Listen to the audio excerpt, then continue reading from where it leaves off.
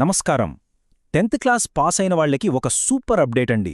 అది కూడా ఎలాంటి పరీక్ష లేకుండా డైరెక్ట్గా గవర్నమెంట్ సెక్టార్లో ట్రైనింగ్, పైగా స్టైఫండ్ కూడా వస్తుంది.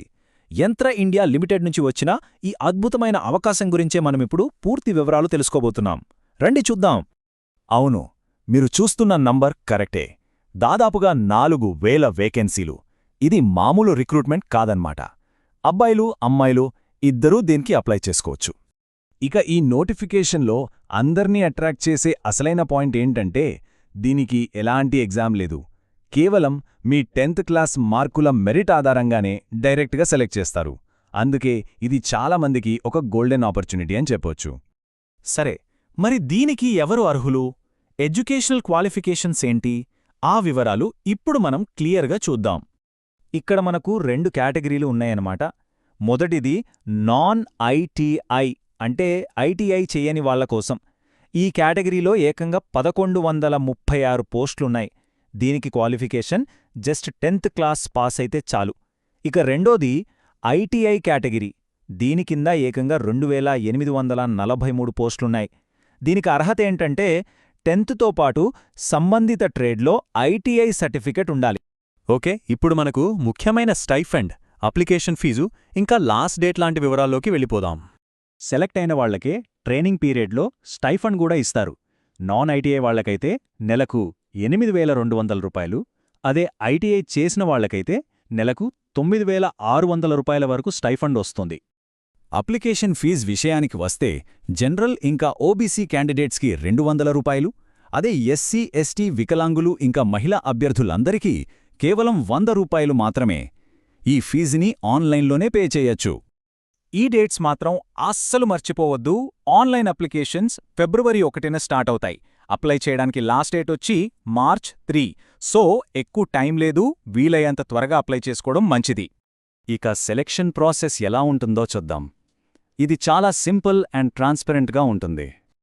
చూశారుగా, మొత్తం వ్యవహారమంతా మీ 10th క్లాస్ మార్కుల మీదే ఆధారపడి ఉంటుంది. ఎవరికి ఎక్కువ పర్సెంటేజ్ ఉంటే వాళ్లకే జాబ్ వచ్చే ఛాన్స్లో ఎక్కువగా ఉంటాయన్నమాట. మళ్ళీ చెప్తున్నా, ఎలాంటి ఎగ్జామ్ స్కోర్తో సంబంధం లేదు.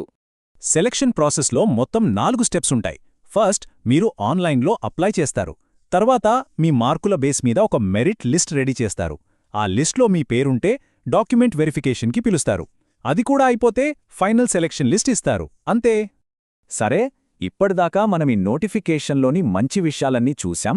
కానీ అప్లై చేసే ముందు మనం కొన్ని నిజాలు కూడా తెలుసుకోవాలి. అవి చాలా ఇంపార్టెంట్. ఇప్పుడు అందరి మైండ్లో వచ్చే first and most important question, ఇంతకీ ఇది పర్మనెంట్ గవర్నమెంట్ జాబా?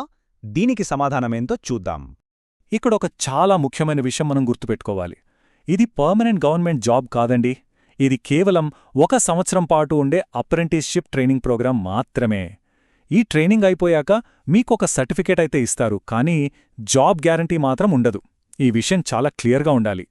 ఇక మన తెలుగు రాష్ట్రాల వాళ్ల విషయానికి వస్తే ఏపీ లేదా తెలంగాణలో వేకెన్సీలు ఉన్నాయా? ఇది కూడా చాలా కీలకమైన ప్రశ్న. దీనికి ఆన్సర్ ఏంటో చూద్దాం. ప్రస్తుతానికి వచ్చిన నోటిఫికేషన్ ప్రకారమైతే మన ఆంధ్రప్రదేశ్లో గానీ తెలంగాణలో గానీ ఖాళీలు లేవు. మధ్యప్రదేశ్, మహారాష్ట్ర, బీహార్ ఇంకా చండీగఢ్ లాంటి ఇతర రాష్ట్రాల్లో ఉన్న ఆర్డినెన్స్ ఫ్యాక్టరీలలో ఈ పోస్టులని ఫిల్ చేస్తున్నారు. ఇప్పటిదాకా మనం చూసిన ఈ వివరాలన్నింటినీ బట్టి అసలు ఈ అవకాశం ఎవరికి కరెక్ట్గా సెట్ అవుతుంది, దీనివల్ల లాభాలేంటి, ఒకసారి ఫైనల్గా చూసేద్దాం. ఇది పర్మనెంట్ జాబ్ కాకపోయినా ఈ అప్రెంటిస్షిప్ చేయడం వల్ల ఒక పెద్ద ప్లస్ పాయింట్ ఉంది. అదేంటంటే, ఈ ట్రైనింగ్ కంప్లీట్ చేశాక వచ్చే సర్టిఫికేట్ ఫ్యూచర్లో పడే సెంట్రల్ గవర్నమెంట్ ఇంకా రైల్వే జాబ్స్ రిక్రూట్మెంట్లలో మీకు చాలా చాలా ఉపయోగపడుతుంది. సో ఫైనల్గా చెప్పాలంటే, ఈ అవకాశం ఎవరికి పర్ఫెక్ట్గా సూట్ అవుతుంది?